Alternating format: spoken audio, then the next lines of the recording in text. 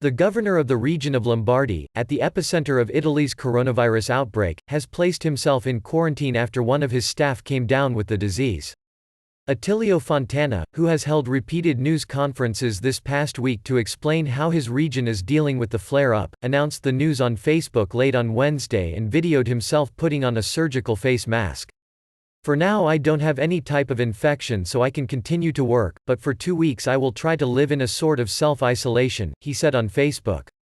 More than 300 people have tested positive over the past week for coronavirus in Lombardy, which is centered on Italy's financial capital Milan, and 10 people have died in the region.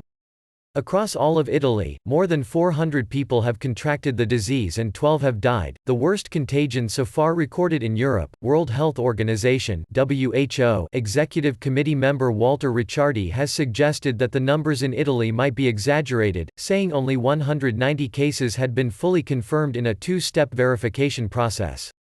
The other samples were still awaiting results. Ricciardi, who is also a consultant for the government in its fight against the virus, told Corriere della Sera newspaper that Veneto, the second most impacted region, had decided to test hundreds of people, even if they showed no symptoms. He said some of them were testing positive, even though they were clearly not ill, adding that this was unnecessarily fueling the alarm. "Whoever gave the order to test even those without symptoms, made a mistake," he said. Local authorities said on Wednesday that some 9,462 tests had been carried out in Italy over the past week.